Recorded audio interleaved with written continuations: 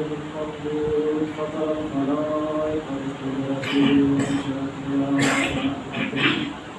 وابتدى بسكونه الحيطان أرضه.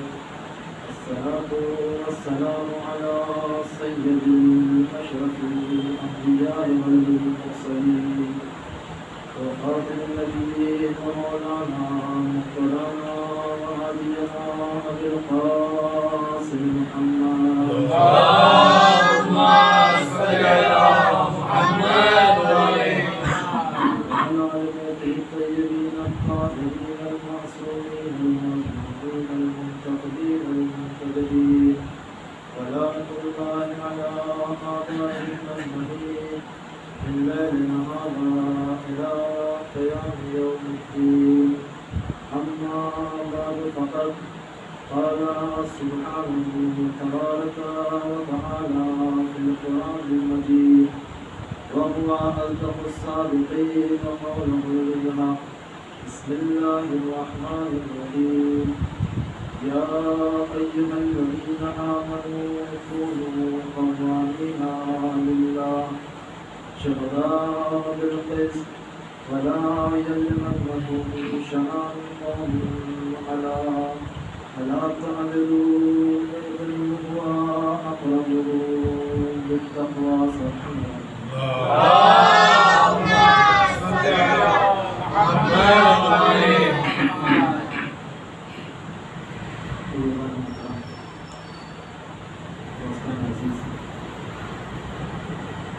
الحمدللہ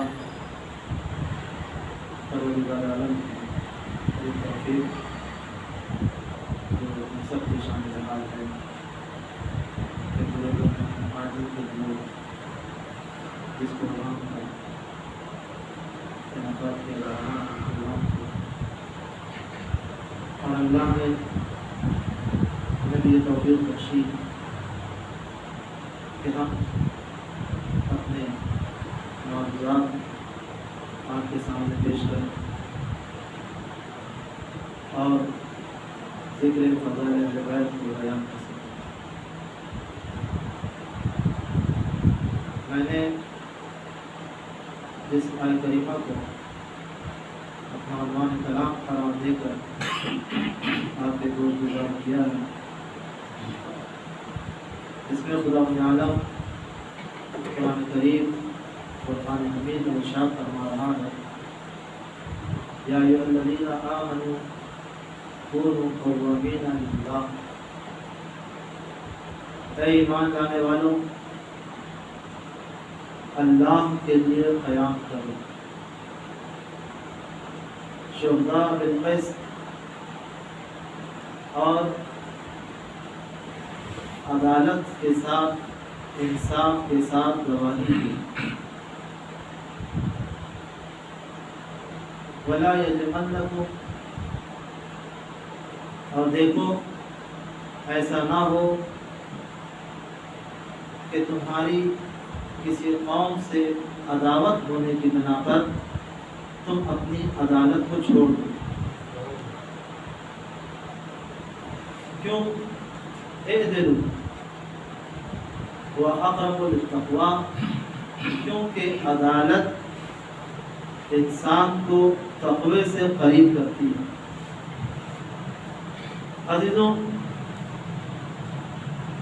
ہم نے دیکھا ہے قرآن کریم میں کہ اللہ نے جب کسی بھی اچھی صفت کو بیان کیا ہے تو اس کا جو ایک نتیجہ پیش کیا ہے، جو رزلٹ ہے، وہ ہے تقویٰ. آپ دیکھیں، کہاں نماز پڑھو، تقویٰ اختیار کرو. پورا ماہ رمضان اسی کے لیے ہے کہ روزہ رکھو، تمہارے لیے روزہ لکھ دیا گیا ہے. کیوں؟ تاکہ تم متقی ہو جاؤ. مسجد کی بنیاد ڈالو تقوی کے ساتھ، صبر کرو تقوی کے ساتھ، کسی پر احسان کرو تقوی کے ساتھ. تو انسان کا جو محاصل ہے وہ ہے تقویٰ، کہ انسان کے لیے تمام چیزیں جو بیان کی گئی ہیں کہ انسان متقی ہو جائے۔ پہلی چیز آیت میں کہ یا ایھا الذین آمنوا، اے ایمان لانے والوں، کیا کونوا قوامین للہ، اللہ کے لیے قیام کرو، اللہ کے لیے قیام کرو۔ یہاں پر مخاطب کوئی اور نہیں ہے، انسان نہیں ہے، یعنی انسان کل انسان نہیں، یا ایھا الناس نہیں کہا، اے لوگوں نہیں کہا، یا ایھا المسلم نہیں ہے۔ کس سے مخاطب ہے پروردگار؟ پروردگار عالم مخاطب ہے مومنوں سے۔ کس بات کے لیے مخاطب ہے؟ قیام کے لیے مخاطب ہے۔ کیسا قیام ہو، کس کے لیے ہو؟ اللہ کے لیے قیام کیا جائے۔ تو عزیزوں، جو بھی قیام اللہ کے لیے ہوگا اسی قیام کو قیام مانا جائے گا، اسی قیام کو قیام مانا جائے گا، ورنہ سارا قیام قعود میں تبدیل ہو جائے گا، سارا قیام قعود میں تبدیل ہو جائے گا۔ اس کا مطلب یہ ہے کہ جب انسان اللہ کے علاوہ کسی اور چیز کے لیے قیام کرے گا، کھڑا ہوگا، تو اس کا کھڑا ہونا نہیں کہلائے گا، بلکہ اس کا بیٹھ جانا ہی کہلائے گا، اس کا بیٹھ جانا ہی کہلائے گا۔ تو سب سے پہلی چیز ہے قیام کرنے کے لیے کہ انسان کے پاس ایمان ہونا چاہیے۔ قیام کیا ہے؟ کہ ہم کوئی بھی کام انجام دے رہے ہیں تو ہماری نیت میں اللہ ہو، ہماری نیت میں اللہ ہو۔ جب ہماری نیت میں اللہ ہوگا تو یہ قیام اللہ کے لیے ہوگا، چاہے وہ نماز کا قیام و قعود ہو، یا ہماری زندگی کا جو مسائل ہماری زندگی کا، ہمارا کاروبار ہو، ہماری تعلیم ہو، ہر کچھ۔ کہتے ہیں کہ ہر جگہ سے انسان قیام کر سکتا ہے، اس کے پاس جو بھی ظرفیت پائی جاتی ہے اپنی اس ظرفیت کے ساتھ قیام کر سکتا ہے۔ اگر قیام کر سکتا ہے تو اللہ کے لیے قیام کرے، اگر قیام کر سکتا ہے تو اللہ کے لیے قیام کرے۔ تو پہلی چیز کیا ہے؟ پہلی چیز یہ ہے کہ اگر انسان قیام کر رہا ہے تو وہ قیام صرف اور صرف اللہ کے لیے ہو، اللہ کے لیے قیام ہوگا تو اس میں ایمان کی ضرورت ہے۔ ایمان کیا ہے؟ کہا ایمان تمام خوبیوں کا سرچشمہ ہے، جہاں پر تمام خوبیاں پائی جائیں گی وہیں پر ایمان ہوگا۔ لیکن اگر کہیں پر کسی چیز کی کمی پائی گئی تو یقیناً وہاں سے ایمان رخصت ہو جائے گا، وہاں سے ایمان رخصت ہو جائے گا۔ آپ دیکھیں مشہور ہے کہ جب کسی چور سے کہا گیا تم اکیلے چوری کیوں کرتے ہو، کسی کو ساتھ لے لو تاکہ تمہاری مدد کرے، تو اس چور نے کیا جواب دیا کہ آج کل کوئی ایماندار ملتے ہی نہیں ہے۔ تو ایک ایسا کام جو ایمان سے جس کا کوئی تعلق نہیں ہے، اگر وہ بھی چاہتا ہے کہ اس کے ساتھ کوئی ہو تو وہ بھی ایمان رکھتا ہو، اگرچہ ویسا ایمان جیسا چور سمجھتا ہے۔ تو دیکھیں اللہ نے آواز دی کہ دیکھو تم جب قیام کر رہے ہو تو تمہارے پاس ایمان ہونا چاہیے۔ ایمان ہر خوبی کا سرچشمہ ہے، جہاں پر ہر اچھائیاں پائی جاتی ہیں، جہاں پر ہر خوبی پائی جاتی ہے، جب تمام خوبیاں پائی جائیں گی تو تم راہ خدا میں انقلاب پیدا کر سکتے ہو، تم راہ خدا میں قیام کر سکتے ہو، تم راہ خدا میں قیام کر سکتے ہو۔ اسی لیے کہا گیا استعینوا بالصبر والصلاۃ، مدد چاہو کس سے؟ نماز کے ذریعے سے اور صبر کے ذریعے سے۔ استعینوا بالصبر والصلاۃ، مدد طلب کرو کس چیز سے؟ کہا نماز کے ذریعے سے اور صبر کے ذریعے سے۔ کیوں صبر کے ذریعے سے مدد طلب کی جائے؟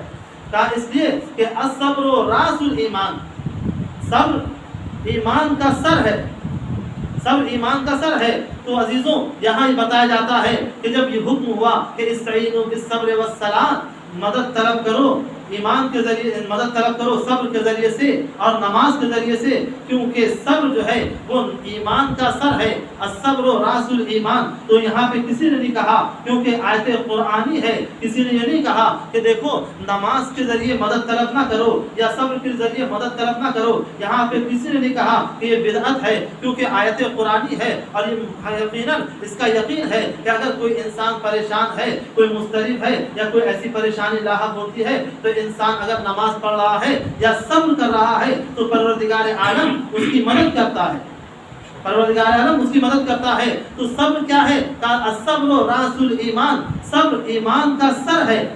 پورا ایک ایمان ہو اور اس کا ایک جز ہے جسے صبر کہتے ہیں، جسے صبر کہتے ہیں، تو جہاں پر ہم نے یہ دیکھا کہ صبر کے ذریعے سے مدد طلب کرنا بدعت نہیں ہے، کیونکہ صبر ایک ایمان کا جز ہے۔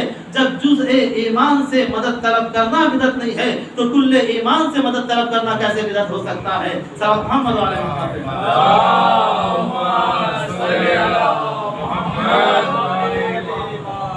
تو پہلی چیز یہ ہے کہ انسان کے پاس ایمان ہونا چاہیے، یعنی ہمارے پاس ایمان ہونا چاہیے۔ ہم کوئی بھی کام کر رہے ہوں تو اسے ایمان کے ساتھ انجام دیں، اسے ایمان کے ساتھ انجام دیں اور راہ خدا میں قیام کریں۔ جس طریقے سے ہمارے سامنے رائج ہے سبیل لگانا، ہم نے ایک لفظ کو ایک معنی پر منطبق کر دیا کہ سبیل کے معنی ہے پانی کی سبیل۔ جب ہم کہتے ہیں سبیل لگانا، اس کے ذہن میں ہمارے کیا آتا ہے کہ ہم فوراً جائیں اور وہاں پہ پانی تقسیم کریں، جس کا بے حد ثواب بیان کیا گیا ہے۔ لیکن جب اسی لفظ کو ہم دیکھتے ہیں اور اس کے معنی و مفہوم کو دیکھتے ہیں تو صرف سبیل پانی سے مخصوص نہیں ہے، صرف سبیل پانی سے مخصوص نہیں ہے۔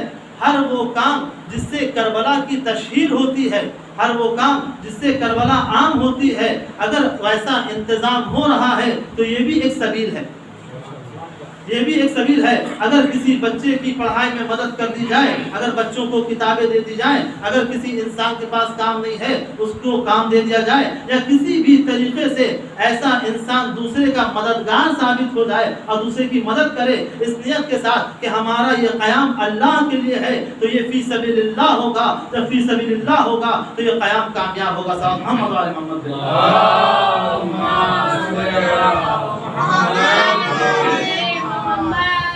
تو کیا حکم ہے کہ اللہ کے لیے قیام کرو؟ اس کے بعد کیا کہا کہ دیکھو گواہی میں انصاف سے کام لو۔ اگر کبھی تمہیں گواہی دینا پڑے تو دیکھو انصاف کے دامن کو مت چھوڑنا۔ ایسا نہ ہو کسی کی دولت دے کے اپنی گواہی بدل دو، کسی لالچ میں آ کے اپنی گواہی کو بدل دو، کسی کے زور میں آ کے اپنی گواہی کو بدل دو، کسی کے دباؤ میں آ کے اپنی گواہی کو بدل دو۔ جہاں پر تمہیں گواہی دینا ہے تو اپنی گواہی کو اللہ کے لیے بیان کرو۔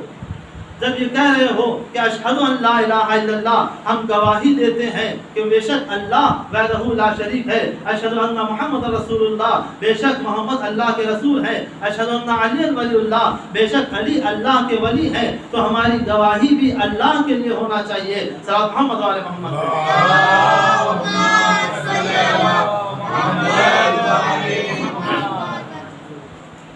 یہاں تک بات آئی، اس کے بعد یہ کہا گیا لا یجرمنکم شنان، اب پوری آیت کہ دیکھو ایسا نہ ہو کہ کسی قوم کی عداوت تمہیں عدالت سے الگ کر دے۔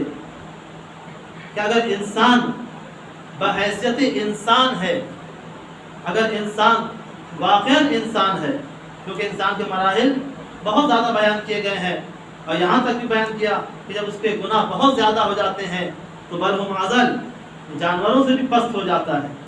اگر انسان حقیقتاً انسان ہے تو کسی بھی عداوت کی بنا پر اپنی عدالت کو نہیں چھوڑ سکتا۔ کیوں؟ اگر انسان کسی بھی عداوت کی بنا پر عدالت کے دامن کو چھوڑ دے گا یا عدالت کے دائرے سے باہر نکل جائے گا تو پھر وہ انسان نہیں رہے گا، شیطان ہو جائے گا۔ پھر وہ انسان نہیں رہے گا، شیطان ہو جائے گا۔ ہمارے عقیدے میں جو سب سے اہم ہے، ہمیں یہی بتایا گیا کہ اصول دین کتنے ہیں؟ کہ اصول دین 5 ہیں۔ کیا ہے؟ اول توحید، دوسرے عدل ہے۔ اللہ کی جہاں ہم نے وحدانیت کا اعلان کیا وہیں پر اللہ کی عدالت کا بھی اعلان کر رہے ہیں۔ کیوں اللہ کی عدالت کا کیوں اعلان کر رہے ہیں؟ کچھ اور بیان کیا جا سکتا تھا کہ اللہ کے اتنے سارے صفات ہیں جو ابتدائی کتابوں میں 99 نام بیان کیے گئے، جو اللہ کے نام وہی صفت ہے۔ یہ کہہ سکتے تھے کہ اول توحید، دوسرے رحمان، یا اول توحید دوسرے رحیم، اول توحید دوسرے قادر، اول توحید دوسرے علیم، جتنے بھی نام لیے جا سکتے تھے وہاں پہ ہم لا سکتے تھے یا کوئی بتا سکتا تھا یا ہمارے عقیدے میں آ سکتا تھا، لیکن سارے صفات کو چھوڑنے کے بعد صرف یہ عدالت کو استعمال کیا گیا۔ ہم متوجہ ہوں کہ کیوں؟ عدالت کو کیوں استعمال کیا گیا کہ یہ کہا گیا کہ اللہ واحد ہے اور اللہ عادل ہے؟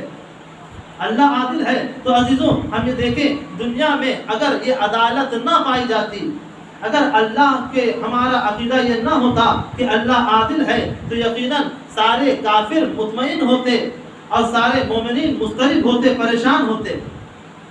یہ عقیدہ مومن کو اطمینان بخشتا ہے اور کافر کو مضطرب کر دیتا ہے۔ یہ عقیدہ مومن کو مطمئن کرتا ہے، کافر کو مضطرب کر دیتا ہے۔ ہم نے دیکھا آج سے 200 سال پہلے یا 1400 سال پہلے یا ابتدا سے دیکھتے چلے آئے، جو بھی مومن ہے، جو انبیاء ہیں، جو اولیاء ہیں، جو دوستداران خدا ہیں، جو صالحین ہیں، جو صدیقین ہیں، جو بھی نیک انسان ہے، اس کے ساتھ ظلم ہو رہا ہے، اس کے ساتھ ظلم ہو رہا ہے۔ تو ہم یہ کہیں پروردگار کیا سارے ظلم، سارے مسائل، ساری مصیبتیں نیک لوگوں کے لیے ہیں؟ اگر نیک لوگوں کے لیے ہیں تو آخر ایسے انبیاء نے اتنے مصائب سہے، جنہیں قتل کیا گیا، شہید کیا گیا، جنہیں ہر طرح کی اذیت دی گئی، جن کے سامنے کانٹے بچھائے گئے تو وہ کانٹوں پہ چل پڑے، نیزے لائے گئے تو نیزوں کی دھاروں پہ چل پڑے، تلواریں نکالے گئیں تو انہوں نے اپنا گلا پیش کر دیا، اور تمام کی تمام مصیبتوں کے طوفان ان پر آ پڑے تو اس کا مقابلہ کرتے رہے، انہوں نے کبھی شکوہ نہیں کیا۔ تو کیا ساری مسائل، سارے مسائل اور ساری مصیبتیں نیک لوگوں کے لیے ہیں؟ اور نیک لوگوں نے اس مسائل کو کیوں سہا؟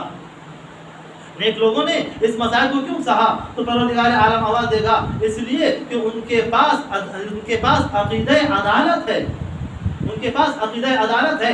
اگر یہ عقیدہ عدالت ان کے پاس نہ ہوتا تو یقیناً وہ بھی مضطرب و پریشان ہوتے۔ ان کے پاس یہ عقیدہ بتا رہا ہے تو صحیح آج ہم یہاں پر مصیبتیں سہ رہے ہیں، یہاں پہ مصیبتوں کو دیکھ رہے ہیں، ظلم کو سہ رہے ہیں، لیکن ایک ایسی اور جگہ ہے جہاں پر اطمینان ہی اطمینان ہے، جہاں پر اطمینان ہی اطمینان ہے۔ تو عزیزو یہی فرق ہے دنیا و آخرت کا۔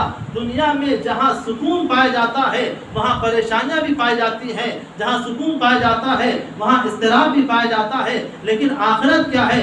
آخرت وہ ہے، جنت کیا ہے؟ جنت وہ ہے کہ جہاں پر سکون و اطمینان ہے، پریشانی و مصیبت نہیں ہے۔ صلی محمد علیہ وسلم۔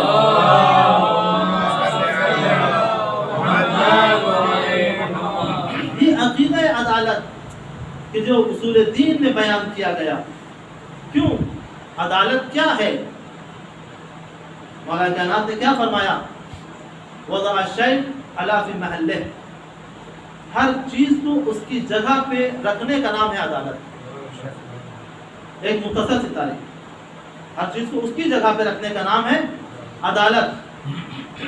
قرآن میں دیکھیں سورہ تکویر میں کیا بیان کیا گیا کہ اذا الشمس، بسم اللہ الرحمن الرحیم، اذا الشمس كورت واذا النجوم انكدرت، پورے قیامت کے بارے میں، اور اس کے بعد یہ کہا گیا واذا الوحوش حشرت، واذا الوحوش حشرت، اور جانور بھی محشر میں بلائے جائیں گے۔ کیوں بلائے جائیں گے جانور محشر میں؟ ہمارے لیے احکام ہیں، ہمارے لیے جزا و سزا ہے۔ ہم یہاں پہ جو عمل انجام دیں گے وہاں پہ ہمیں جزا و سزا ملے گی۔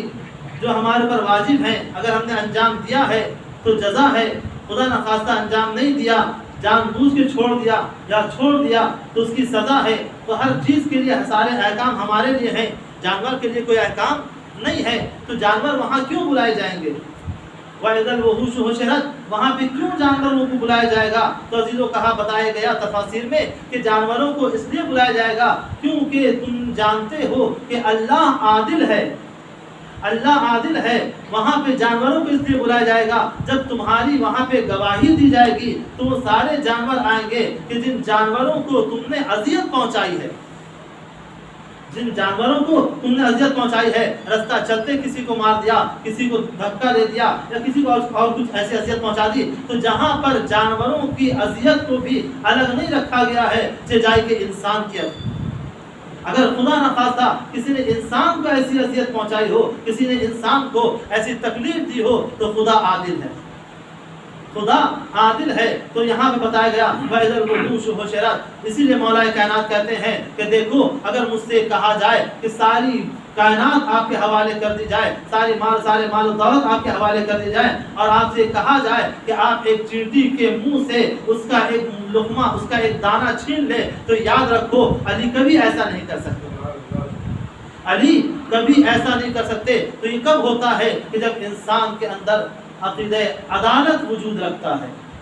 اگر عقیدہ عدالت وجود رکھے گا تو انسان اس بات کی طرف متوجہ ہوگا کہ ہمارے سارے اعمال کی جزا بھی ہے اور سزا بھی ہے۔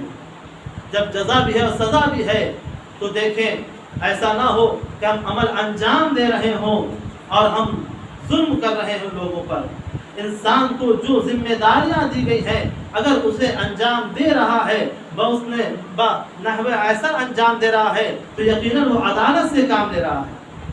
اگر بنا ہوئے ایسا انجام نہیں دے رہا ہے، اپنی ذمہ داریوں کو اس طریقے سے نہیں انجام دے پا رہا ہے تو یقیناً وہ ظلم کر رہا ہے۔ معاشرے میں، سوسائٹی میں یا کہیں پر بھی جو ذمہ داران ہوتے ہیں اگر ان کی کچھ ذمہ داری ہوتی ہے، کہا ہی گیا کہ دیکھو اللہ نے کچھ مرحلے بنائے ہیں، کچھ درجات بنائے ہیں اور کسی کو کسی طرح کی ذمہ داری دی ہے، اس ذمہ داری کو اپنانا، اس ذمہ داری کو نبھانا، یہ ہے عدالت۔ اگر ذمہ داری کو نہ نبھا جائے تو یہ ہے ظلم، یہ ہے ظلم۔ اور ظلم کب ہوتا ہے کہ جب کسی مستحق کو اس کا حق نہ دیا جائے، جب کسی مستحق کو اس کا حق نہ دیا جائے۔ اگر معاشرے میں کوئی ایسی چیز وجود میں آ رہی ہے تو یاد رکھیے معاشرے میں ظلم پنپ رہا ہے، عدالت کا کوئی رواج نہیں ہو رہا، عدالت کا کوئی راج و رواج نہیں ہو رہا ہے۔ آپ دیکھیں کہ ہمارے اندر یا ہمارے معاشرے میں یا ہماری قوم و ملت میں کیا ایسی چیزیں وجود میں آ رہی ہیں؟ کیا ایسی چیزیں وجود میں آ رہی ہیں؟ کہاں یقیناً وجود میں آ رہی ہیں کہ اب بعض افراد ایسے ہیں جو صرف اپنے نام و نمود کے لیے ذمہ دار تو بن جاتے ہیں، اپنی واہوائی کے لیے ذمہ دار تو بن جاتے ہیں، لیکن وہ اپنے حقوق کو ادا نہیں کرتے۔ آپ نے دیکھا ہوگا، جب بھی شاید اس سے پہلے میں نے بیان کیا ہو کہ ایک فقیر ہے جو ایک جگہ کھڑا تھا، وہاں پہ کچھ لوگ گزرے، اس نے کچھ نے 2 روپیہ دے دیا، کسی نے 5 روپیہ دے دیا، کسی نے 10 روپیہ دے دیا۔ ایک صاحب آئے، انہوں نے اسے 500 روپیہ دے دیا۔ اب جب سب کے سامنے لا کے انہوں نے 500 روپیہ دیا، جو افراد دیکھ رہے تھے انہوں نے اس کی تعریف کرنا شروع کر دی کہ بھائی کتنا اچھا شخص ہے، کتنا مومن شخص ہے، کتنا ہمدرد ہے لوگوں کا کہ اس نے اتنی مدد کر دی اس کی۔ ابھی تک تعریف ہو رہی تھی، لیکن ایک شخص آیا اور آنے کے بعد وہ کہتا ہے کہ دیکھو جو شخص نے آ کے 500 روپیہ دیا تھا وہ اپنی جیب سے نہیں دیا تھا بلکہ ہماری جیب سے نکال کے لا کے اسے دے دیا تھا، ہماری جیب سے نکال کے لا کے اسے دے دیا تھا۔ تو عزیزوں ابھی تک یہی کہا جا رہا تھا، جہاں پر اب تک تعریف ہو رہی تھی، جہاں پر اب تک زندہ باد کے نعرے لگ رہے تھے، لیکن جب حقیقت معلوم ہو گئی تو پتہ یہ چلا کہ دیکھو یہ اپنی جیب سے نہیں دے رہا تھا بلکہ کسی دوسرے کی جیب سے نکال کے دے رہا تھا، بلکہ کسی دوسرے کی جیب سے دے رہا تھا۔ تو عزیزوں جہاں پر ایسے ذمہ داران ہو جائے کہ جہاں پر امام باڑے ہیں، جہاں پر محفلیں ہیں، جہاں پر مسجدیں ہیں، جہاں پر اوقاف ہیں، جہاں پر مرکزی اسلامی مرکزی ہیں اور جہاں پر تمام انسانوں کے لیے جو حقوق کو بنائے گئے ہیں، اگر ایسے مراکز میں ایسی جگہوں پر ایسے افراد آ جائیں کہ جو غریبوں کے حق کو، بیواؤں کے حق کو، یتیموں کے حق کو مار کر اپنی واہواہی کر رہے ہیں یا ان حقوں کو جو حق کو دینا چاہیے تھا ان لوگوں کے علاوہ کسی اور میں بانٹ رہے ہیں، تو یقیناً ان کے اندر صفت عدالت نہیں پائی جاتی۔ ان کا عقیدہ حقیقتاً خدا کی عدالت پہ نہیں ہے بلکہ ان کا عقیدہ ظلم ہے اور ان کے اندر بھی ظلم پایا جاتا ہے۔ صلی محمد علیہ محمد۔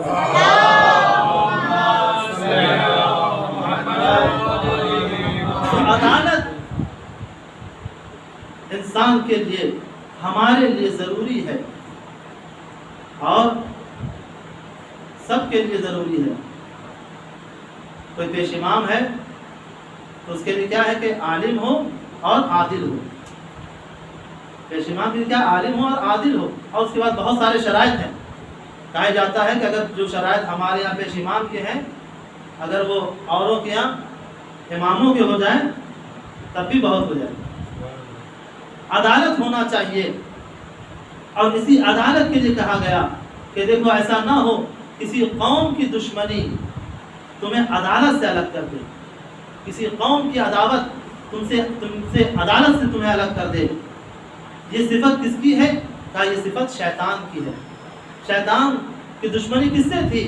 شیطان کی دشمنی جناب آدم سے تھی، لیکن اس نے کیا قسم کھایا؟ اس نے قسم یہی کھایا کہ پروردگار میں جا تو رہا ہوں لیکن اولاد آدم کو جہاں پاؤں گا وہیں پہ اس کا گلا گھونٹ دوں گا، وہیں پہ اسے ختم کر دوں گا۔ تو عزیزوں معلوم یہ ہوا کہ یہ صفت انسانی صفت نہیں ہے بلکہ یہ صفت شیطانی صفت ہے جو انسان کے اندر آ جاتی ہے کہ اگر کسی ہم سے ایک سے دشمنی ہوتی ہے تو ہم پورے رشتہ داروں سے دشمنی مول لیتے ہیں، کسی ایک سے دشمنی ہوتی ہے پورے رشتہ داروں سے دشمنی مول لیتے ہیں۔ تو عزیزوں پتہ ہی چلا کہ ہمارے درمیان اگر خدا نہ خواستہ کسی سے ایسی دشمنی ہو جائے، کسی سے ایسی عداوت ہو جائے، تو اگرچہ عداوت اچھی صفت نہیں ہے، سوائے دشمنوں کے جو اسلامی دشمن ہے ان سے عداوت ہونا چاہیے، جو شیطان ہے اس سے عداوت ہونا چاہیے، اور جس کے بارے میں قرآن نے کہا ہے اس سے عداوت ہونا چاہیے۔ لیکن اپنے رشتہ داروں میں اگر کوئی ایسی نا اتفاقیاں ہو جائے تو انسان کو اس نا اتفاقیوں کو ختم کر دینا چاہیے اور عداوت کو ختم کر کے محبت کے بیج کو بو دینا چاہیے تاکہ وہ محبت باقی رہے۔ واقعہ مشہور ہے، شاید آپ نے بھی سنا ہو کہ دو شیروں میں آپس میں لڑائی ہو گئی، ایک جوان شیر تھا ایک بوڑھا شیر تھا۔ ایک مرتبہ بوڑھے شیر کے کچھ بچے جنگل میں جا رہے تھے، کچھ بھیڑیوں نے ان پر حملہ کر دیا۔ جب حملہ کر دیا تو جوان شیر جو تھا، جو جس کا جھگڑا بوڑھے شیر سے ہوا تھا، وہ جوان شیر آتا ہے اور اس بوڑھے شیر کے بچوں کو بچا لیتا ہے۔ بھیڑیے سب بھاگ جاتے ہیں۔ جب جوان شیر ان بچوں کو لے کے آیا اور لانے کے بعد بوڑھے شیر کے حوالے کر دیا تو بچوں نے کہا کہ آپ کا تو اس سے جھگڑا تھا، آپ کا تو اس سے نا اتفاقی تھی، آخر اس نے ہماری مدد کیوں کی؟ اس نے ہماری مدد کیوں کی؟ تو بوڑھے شیر نے کہا دیکھو یہ ہم شیروں کی صفت ہوتی ہے، ہم شیروں کی صفت ہوتی ہے کہ اگر ہمارا جھگڑا آپس میں کچھ ہو جائے لیکن جب بھیڑیا یا کتے ہمارے اوپر حملہ کرتے ہیں تو ہمارا طریقہ کار یہ ہوتا ہے کہ ہم سب مل کے دفاع کرتے ہیں، ہم سب مل کے دفاع کرتے ہیں۔ تو عزیزوں ہم یہ کہتے ہیں کہ ہمارا تعلق اس سے ہے جو اسد اللہ ہے، جو شیر خدا ہے۔ ہمارے اندر بھی وہ صفت ہونا چاہیے، وہ شیروں والی صفت ہونا چاہیے کہ اگرچہ ہمارے اندر کوئی ایسی خدا نہ خواستہ نہ اتفاقی ہو جائے لیکن اگر کوئی ایسا حملہ ہوتا ہے یا ایسی کوئی واردات ہوتی ہے یا ایسی کوئی پریشانی ہوتی ہے تو اس کے لیے ہم سب کو مل کے اقدام کرنا چاہیے۔ صلی محمد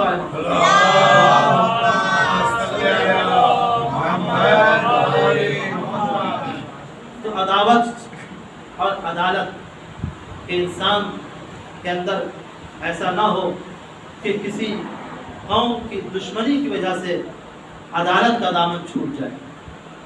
ہم نے دیکھا یہ فلاں قوم ہے ہم اس کے دشمن ہیں، نہیں، اس افراد کو دیکھیں کہ وہ فرد کیسا ہے جس سے ہم دشمنی کر رہے ہیں، وہ فرد کیسا ہے کہ جس سے ہم دشمنی کر رہے ہیں۔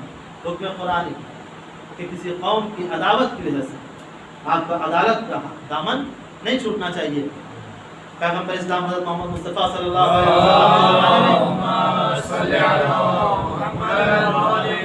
یہی دیکھا گیا کہ ایک مسلمان نے ایک زرہ چرائی اور جان چرانے کے بعد ایک یہودی کے حوالے کر دیا اور کہا اسے اپنے پاس رکھ لو، میں بعد میں آ کے لے لوں گا۔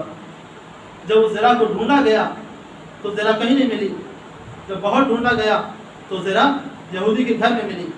اب یہودی کو پیغمبر اسلام کے پاس لایا گیا۔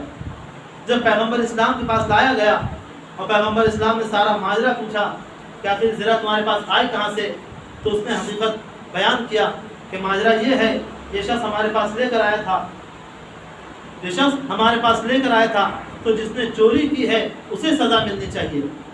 پیغمبر اسلام نے جب سن لیا تو وہ افراد جو پیغمبر اسلام کے اطراف میں تھے وہ کہنے لگے یا رسول اللہ کیا آپ کسی مسلمان کو سزا دیں گے؟ اگرچہ زرہ یہودی کے گھر سے برآمد ہوئی ہے تو حکم یہ ہوا اے پیغمبر ہم نے آپ کو عدالت قائم کرنے کے لیے بھیجا ہے، ہم نے آپ کو عدالت قائم کرنے کے لیے بھیجا ہے۔ ایسا نہ ہو کہ عدالت میں عداوت آ جائے اور عداوت کی بنا پر عدالت کا دامن ہاتھ سے چھوٹ جائے۔ پیغمبر اسلام نے کہا کہ دیکھو ہم عدالت کو قائم کرنے کے لیے آئے ہیں، جس نے چوری کی ہے اسے سزا ملے گی۔ صلی اللہ علیہ وسلم۔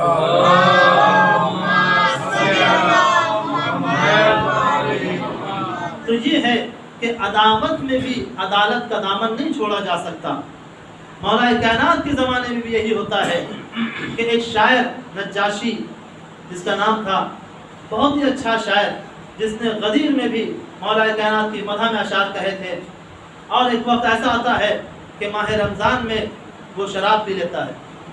اختیار سے جب شراب پی کے آیا تو مولا کائنات نے اس کے لیے سزا معین کر دی کہ اس نے ماہ رمضان کی بے حرمتی کی ہے، روزے کی بے حرمتی کی ہے، اسے اتنے کوڑے لگنے چاہیے۔ اتنے کوڑے مارے گئے اسے۔ جب اسے کوڑے لگ گئے، اس کو سزا مل گئی، تو اس نے کیا کیا؟ جب اسے سزا مل جاتی ہے تو یہ کہتا ہے کہ یہ ہم تو مسلمان ہیں، ہم تو ان کے چاہنے والے تھے، ہم نے ان کی بھی مدح سرائی کی تھی، لیکن ہمیں کوئی فائدہ نہیں ہوا۔ آج ہم نے ایک غلطی کر دی تو انہوں نے ہمیں سزا دے دی، انہوں نے ہمیں سزا دے دی۔ تو عزیزوں، جب سزا دی تو اس کے بعد وہ جب جاتا ہے وہاں سے، اس کے بعد وہ شام چلا جاتا ہے، پھر مولا کائنات کے پاس نہیں رہتا، وہ شام چلا گیا اور وہیں کا ہو کے رہ گیا۔ تو عزیزوں، یہاں پر جہاں پر ایمان پایا جاتا ہے وہیں پر عدالت پائی جائے گی، وہیں پر عدالت پائی جائے گی۔ تو ہمیں یہ نظر آیا، حکم قرآن یہی ہے کہ دیکھو ایسا نہ ہو کہ کسی قوم کی عداوت کی بنا پر اپنے عدالت کے دامن کو تم چھوڑ دو، لیکن جہاں پر عدالت پائی جاتی ہے، خدا عادل ہے، ہمارا عقیدہ یہ ہے کہ خدا عادل ہے، اور یہ اصول دین ہے، اصول دین میں سے ہے، تفسیر کا موقع نہیں ہے، اصول دین میں سے کہ اللہ عادل ہے۔ لیکن جہاں پر عادل ہے وہاں پر ہم یہ دعا بھی کرتے ہیں کہ پروردگار ہمارے اعمال کو اپنی عدالت کی نگاہ سے نہ دیکھنا، بلکہ اپنے فضل و کرم کی نگاہ سے دیکھنا، اپنے فضل و کرم کی نگاہ سے دیکھنا۔ اگر اپنے عدالت کی نگاہ سے دیکھو گے تو یقیناً ہم میں شاید کوئی ایسا نہ ہو کہ وہ جہنم میں نہ جائے۔ ہم گناہگار ہیں، ہم خطاکار ہیں، لیکن تیرا فضل تیرے عذاب سے زیادہ ہے، تیرا فضل و کرم تیرے عذاب سے زیادہ ہے۔ اور قرآن میں بھی فضل و کرم کو زیادہ بیان کیا گیا ہے۔ ہم نے دیکھا جہاں پروردگار عالم عادل ہے وہاں کریم بھی ہے، جہاں وہ گناہ سزا دے سکتا ہے وہاں پہ اپنے فضل و کرم سے رحم و کرم بھی کر سکتا ہے، معاف بھی کر سکتا ہے۔ اسی لیے توبہ کے دروازے ہیں، ورع کے دروازے ہیں، زہد کا دروازہ ہے، استغفار کا دروازہ ہے کہ انسان اس دروازے کو تھام لے اور پروردگار عالم کے حضور میں آ جائے۔ تو پروردگار عالم جہاں عادل ہے وہاں رحیم و کریم بھی ہے۔ تو جیسا پروردگار ہے ویسے اس کے خاص بندے بھی ہیں، جیسا پروردگار ہے ویسے اس کے خاص بندے بھی ہیں۔ وہ کون ہیں؟ وہ افراد ہیں کہ جب مولا کائنات کے سامنے ایک چور کو لایا گیا اور لانے کے بعد یہ کہا گیا کہ مولا اس نے چوری کی ہے، مولا اس نے چوری کی ہے، اس کی کیا سزا دی جائے، اسے کیا سزا دی جائے؟ تو مولا کائنات نے جب اس سے پوچھا کیا تو نے چوری کی ہے؟ کہا ہاں مولا میں نے چوری کی ہے۔ کیا تو نے چوری کی ہے؟ کہا ہاں مولا میں نے چوری کی ہے۔ جب اس نے اپنے جرم کا اقرار کر لیا تو مولا نے حکم دیا کہ اس کی انگلیاں کاٹ دی جائیں، اس کی انگلیاں کاٹ دی جائیں۔ انگلیاں کٹ گئی۔ جب انگلیاں کٹ جاتی ہیں تو اپنی انگلیوں کو اٹھاتا ہے، اپنے ہاتھ میں لیتا ہے اور کوچوں میں مولا کائنات کی تعریف کرتے ہوئے، مولا کائنات کی مدح کرتے ہوئے جا رہا ہے کہ تمام تعریفیں دیکھو اللہ کے لیے ہیں، اور یہ علی کتنے عظیم ہیں، کتنے عظمت والے ہیں، کتنے باکمال ہیں کہ جنہوں نے مجھے آخرت کے عذاب سے بچا لیا۔ لوگوں نے دیکھا کہ علی نے اس کی انگلی کاٹ دی، لیکن اس کے باوجود یہ مولا کائنات کی تعریف کر رہا ہے۔ آتے ہیں اور مولا کائنات کو خبر دیتے ہیں لوگ کہ دیکھیں آپ نے جس کو سزا دی تھی وہ آپ کی تعریف کر رہا ہے، وہ آپ کی تعریف کر رہا ہے۔ مولا کائنات امام حسن علیہ السلام سے کہتے ہیں اے بیٹا جاؤ اپنے چچا کو بلا کے لے کے آؤ۔ اللہ اکبر، امام حسن جاتے ہیں اور اس کو بلا کے لاتے ہیں۔ جیسے بلا کے لائے، امام مولا کائنات نے اس کی تمام انگلیوں کو پھر ویسے ہی جوڑ دیا، اس کی تمام انگلیوں کو ویسے ہی جوڑ دیا۔ امام نے بتایا کہ دیکھو انگلی کا کاٹنا وہ یہ ہماری عدالت تھی، انگلیوں کو جوڑ دینا یہ ہماری محبت کی جزا ہے۔ سلام محمد علیہ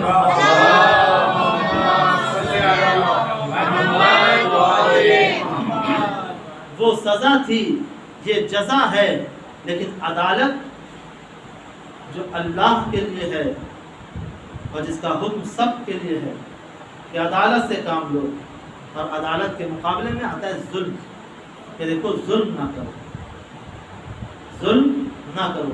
اگر ظلم کرو گے تو یقیناً یاد رکھو اس کا عذاب سخت ہے، اس کا عذاب سخت ہے اگر کوئی ظلم کرتا ہے۔ اور ظلم کی ظلم کے مراحل ہیں، بہت سارے مراحل ہیں ظلم کے کہ کیسے انسان ظلم کر سکتا ہے۔ جو چیزیں اللہ نے انسان کو عطا کی ہیں ان چیزوں کے ذریعے سے بھی انسان ظلم کرتا ہے، کبھی اپنی فکر کے ذریعے سے، کبھی اپنی آنکھوں کے ذریعے سے، کبھی اپنی زبان کے ذریعے سے، کبھی اپنے ہاتھ کے ذریعے سے، کبھی پیر کے ذریعے سے۔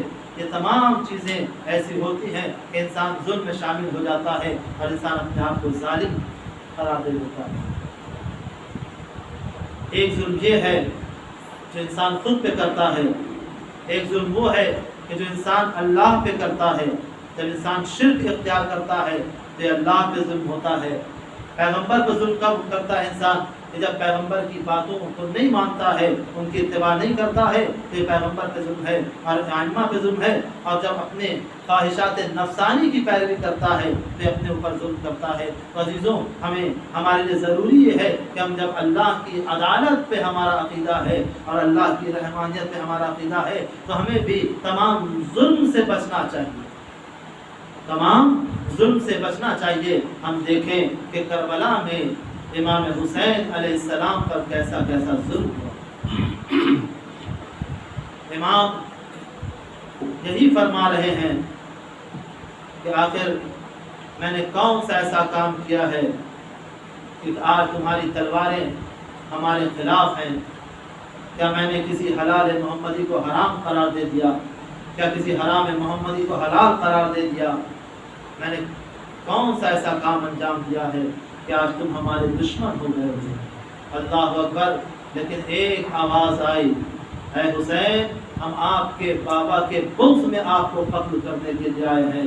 ہاں یقیناً وہ علی کے دشمن تھے جو کربلا کے میدان میں تھے اور یہ کہہ رہے تھے کہ دیکھیں آپ کے بابا نے ہمارے گھروں میں صف ماتم بچھائی ہے، ان کا بغض ہے اور نہ جانے کیسا کیسا بغض تھا جو کربلا کے میدان میں آ کے عیاں ہو رہا تھا، کربلا کے میدان میں آ کے آشکار ہو رہا تھا۔ ہاں اس لیے کیونکہ علی رسول کی طرف سے جنگوں میں علمداری کیا کرتے تھے اور علم علی کے ہاتھوں میں ہوا کرتا تھا۔ جب دشمن یہ دیکھتا تھا کہ ہاں علی آ گئے ہیں تو دشمن کے حوصلے پست ہو جایا کرتے تھے، کیونکہ علم علی کے ہاتھ میں ہے۔ وہی حال، وہی صفتیں جناب عباس میں تھی۔ ہاں عزاداروں، جناب عباس میں یہی علمداری تھی کہ امام حسین علیہ السلام نے اپنے لشکر کا سپہ سالار جناب عباس کو بنایا تھا۔ اور جب وہ وقت آتا ہے کہ جب جناب عباس آتے ہیں امام حسین کے قریب، اے آقا مجھے مرنے کی اجازت دے دیے، تو امام حسین کہتے ہیں بھیا عباس میں تمہیں کیسے مرنے کی اجازت دے دوں، تم تو میرے لشکر کے علمدار ہو۔ جناب عباس نے ایک مرتبہ دائیں طرف دیکھا، ایک مرتبہ بائیں طرف دیکھا، اے آقا وہ لشکر کہاں رہا جس کا میں علمدار تھا؟ آزادارو الغرض جناب عباس کو سبیل کی اجازت ملی کہ عباس اگر ہو سکے تو ذرا سبیل کا انتظام کر دو، بچوں کے لیے پانی کا انتظام کر دو۔ اللہ جناب عباس مشق سکینہ لیے فرات کی طرف جاتے ہیں اور جناب عباس کی خواہش یہی ہے کسی بھی طریقے سے پانی قیام حسینی تک پہنچ جائے۔ آزادارو جب جناب عباس مشق کو تھامے ہوئے قیام حسینی کی طرف رواں دوا ہے تو فوج اشقیاء نے گھیرا اور گھیرنے کے بعد ایسا حملہ کیا کہ ایک مرتبہ جناب عباس کا دائنا بازو قلم ہوا، اس کے بعد ایسا حملہ ہوا کہ جناب عباس کا بایاں بازو قلم ہو گیا۔ آزاداروں اس مصیبت کے بعد بھی جناب عباس یہ چاہتے ہیں کہ پانی قیام حسینی تک پہنچ جائے۔ اللہ ایک مرتبہ ایسا تیر چلا کہ جناب عباس کی آنکھ میں آ کے تیر لگا، آنکھ میں تیر لگنا تھا کہ جناب عباس خیمے کی طرف چل رہے ہیں، لیکن ایک مرتبہ ایسا غضب ہوا کہ ایک تیر آتا ہے اور مشق پہ لگتا ہے، اللہ سارا پانی بہ گیا۔ اس کے بعد جیسے ہی جناب عباس نے دیکھا پانی بہ گیا، جناب عباس نے اپنے رخ کو موڑ لیا۔ رخ کو موڑا۔ عباس یہ چاہتے تھے کہ آنکھوں سے تیر نکال لیا جائے، دونوں زانوؤں کے ذریعے سے آنکھوں سے تیر نکال لیا جائے۔ اپنے سر کو جیسے ہی جھکاتے ہیں ایک شقی نے ایسا سر پہ گرز مارا کہ جناب عباس زین سے زمین پہ آ گئے۔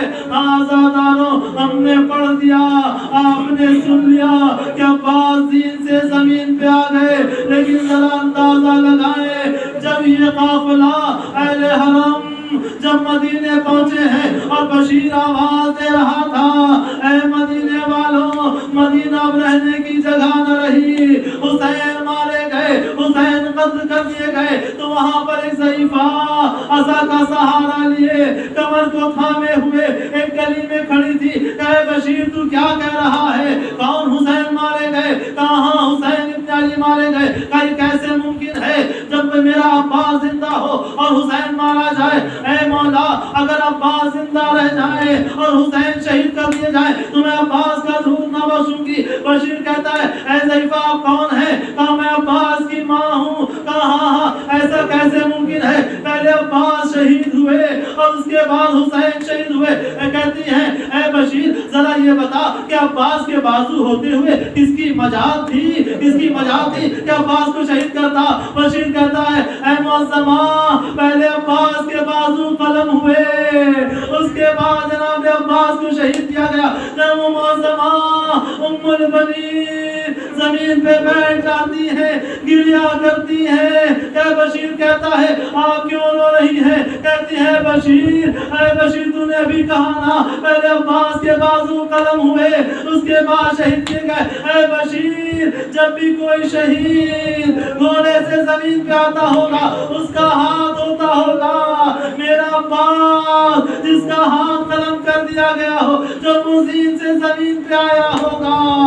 آزادانو میں کہوں گا ام البنین یقیناً یہ وقت مصیبت ہے، یقیناً یہ بہت بڑی مصیبت ہے، لیکن ایک دکھیاری ماں جو کربلا کے میدان میں اپنے ہاتھوں کو پھیلائے ہوئے، اپنے دامن کو پھیلائے ہوئے جب کوئی شہید گرتا تھا تو آواز دیتی تھی ہاں میری آغوش میں آ جا۔ جیسے ہی جناب عباس زین سے زمین پہ آئے وہ دکھیاری ماں سیدہ کونین اپنے ہاتھوں کو پھیلائے ہوئے اے میرے لال عباس میری آغوش